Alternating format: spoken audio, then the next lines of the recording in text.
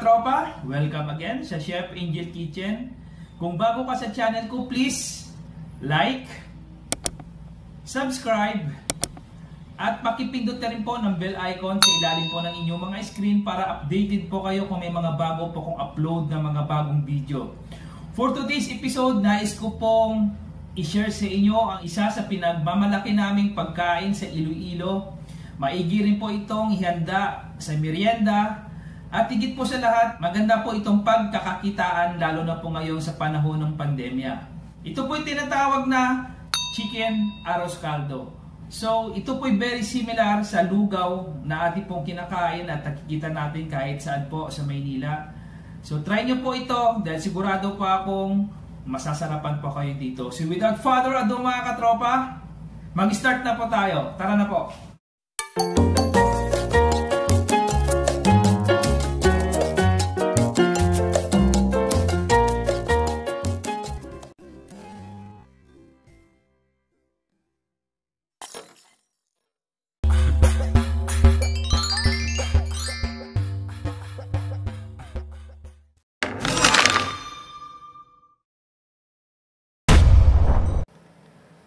Hello mga katropa! Welcome sa Chef Angel Kitchen.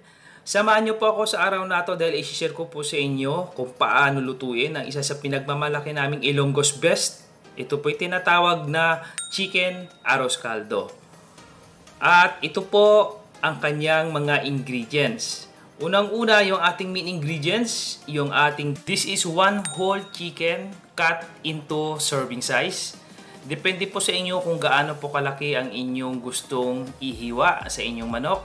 Gagamitin po tayo ng chicken gizzard. Ito po ay napakuluan na. But this is an optional ingredients. Kung wala po ito mga katropa, okay lang din po. Gagamitin po tayo ng 3 cups of glutinous rice. Kung gagamit po kayo ng ordinary rice, make it 70% na glutinous rice and 30% po ng ordinary rice. Kung gusto nyo po, hindi po purong malagkit ang inyong gagamitin. Gagamitin po tayo ng chicken powder or pwede rin po kayo gumamit ng chicken bouillon cubes. Kahit ano pong pampalasa na inyong nakasanayan, yun po yung inyong gamitin dahil kayo po ang nakakaalam kung paano nyo po mapasarap yung inyong niluluto. Gagamitin po tayo ng fish sauce o patis. Ito naman po ang gawin nating panimpla. Gagamitin po tayo ng salt, black pepper, turmeric powder. Ito po ang isa sa pinaka-importante na ingredients namin sa Iloilo kasi po yung aming arroz caldo ay medyo yellowish po ang kulay. At gagamitin po tayo ng mga sumusunod na ingredients. Ito po ay minced na luya. Ito po ay magbibigay ng kakaibang aroma at the same time magtatagal ng lansa. Gagamitin po tayo ng lemongrass. Yung dalawang ito po yung magandang ilagay sa ating arroz caldo. Gagamitin po tayo ng minced garlic and minced onion. And gagamitin po tayo ng scallion. Ito po gagamitin natin as garnish after po na maluto yung ating arroz caldo. At gagamitin po tayo ng margarine. Ito po gawin nating panggisa. Mas maganda rin pong gamitin yung star margarine kasi may kulay na po siya as dagdag po ng kulay sa ating arroz caldo. So mag-start na po tayo mga katropa sa isang cooking pan kung saan po kayo magluluto. Maglagay lang po kayo ng at least 2 to 3 tablespoon na margarine. Ilagay na po natin yung ating minced garlic.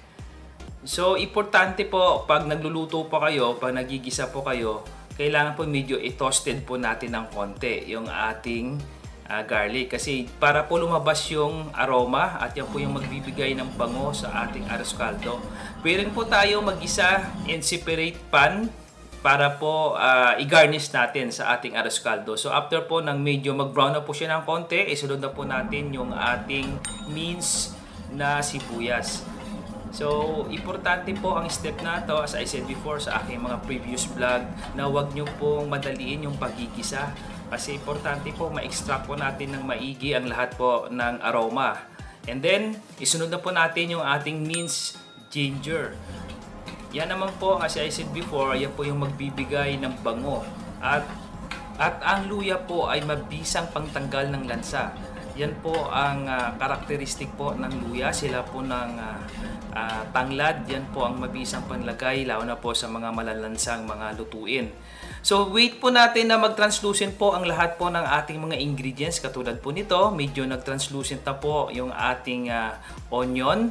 Ilagay na po natin yung ating chicken. At tip ko po sa inyo, pag nagigisa po kayo ng chicken, huwag nyo po rin madaliin. Kailangan po na magisa po natin na maigi para matagal ang lansa. At isunod na rin po natin yung ating chicken gizzard. Ito po'y nalaga na, ito po'y pre-boil. At yung unang kulo po nito, para hindi po siya malansa, itapon nyo. And then yung pangalawang kulo, yung pong i-reserve nyo as a soup stock. And then ilagay na po natin yung asin, black pepper. Sa portion po na ito, dito po kayo maglagay ng inyong pangpalasa. Kasi the best po, ang purpose po kasi ng pagigisa ay para pakapitin po natin ang lahat po ng condiments at lahat po ng pampalasa sa ating chicken meat. Kasi pag yung iba po kasi naglalagay po ng mga ingredients at mga pampalasa pag mayroon na pong tubig or mayroon na pong soup stock. So, hindi na po masyadong kakapit doon yung inyong ginawang pampalasa. And then, isunod na po natin yung ating chicken powder. Pwede rin po kayo gumamit ng mga chicken bouillon cubes kung ano po yung nakasanayan nyo na pampalasa sa inyong mga niluluto. So isang tip pa po sa inyo mga katropa, pag nagigisa po kayo, huwag nyo pong madaliin. Kailangan po patuyuin natin para lumabas po ang kanyang mga dugo at excess na tubig sa ating ginigisang karne. Kasi yan po yung dahilan kung bakit malansa po yung ating niluluto. Ang sikreto po dyan ay yung paggigisa po natin, kung paano natin gisahin yung ating karne. So after na magisa natin ng maigi, ilagay na po natin yung ating glutinous rice. And I said also before na kung gagamit po kayo ng mix, pwede po kayo maglagay ng 30% po na ordinary rice at 70% po na glutinous rice ang inyong gamitin. Pwede rin po purong glutinous rice para mas maganda po yung lapot niya. At mas maganda pong ginigisa ang ating rice kasi mas maganda po sa lugaw o sa arroz caldo na putok po siya. Kailangan po pumutok po siya para maging maganda po yung consistency ng ating arroz caldo. Yan po isa sa mga sikreto. So after po na magisa na po natin na maigi yung ating rice, ilagay na po natin ang ating turmeric. Yan po yung magbibigay ng yellowish na kulay kasi sa amin po sa Iloilo, ito po ang secret ingredients namin. Kaya medyo yellowish po ang kulay ng aming arroz caldo. Huwag po kayong mabahala dahil hindi po mag-iiba yung lasa niyan. Kasi ang nilagay po natin ay about 1.5 tablespoon na turmeric powder. So, hindi naman po maglalasang luya ang inyong niluluto. At the same time, kahit po maglasa siya ng konti, iyan din po ay tutulong para matanggal po ang lansa sa ating arroz caldo. So after po na medyo pumutok na po yung ating kanin, ang ating bigas, ay ilagay na po natin yung ating soup stock. Ito po ay pinaglagaan natin kanina ng ating chicken gizzard. So mas maganda po kasi na mayroon po kayo nakahandang soup stocks kasi po lalo pong mas malasa yung inyong arroz caldo.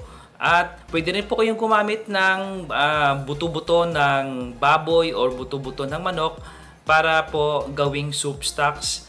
At kung wala naman po kayong soup stocks na nakahanda, pwede na rin pong tubig na lang pong inyong ilagay.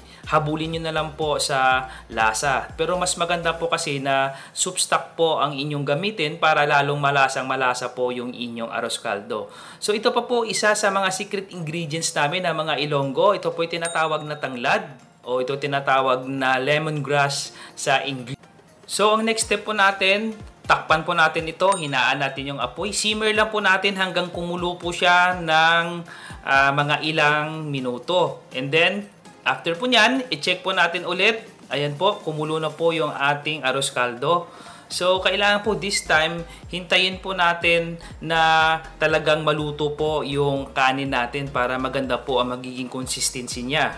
So after po ng ilang minutes na pagsisimmer natin, check po natin ulit yung ating arroz caldo. At isa pa pong tip mga katropa, pag nagsisimmer po kayo ng inyong arroz caldo, huwag nyo pong lakasan ng apoy.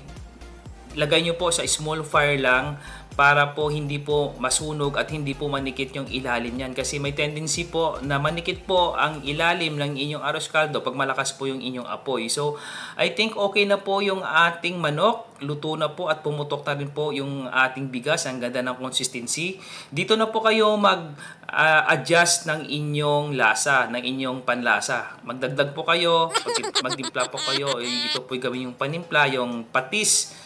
O di kayo magdagdag po kayo ng asin, depende po yan sa inyong preferred na lasa.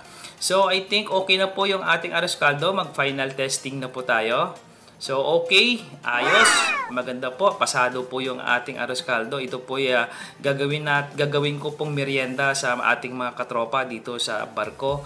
So shout out pala sa aking hipag na si Manilyn Candido, sa aking katropa na si John Campaniel, sa aking asawa na si Chef Estrella at sa aking magandang anak na si Angela.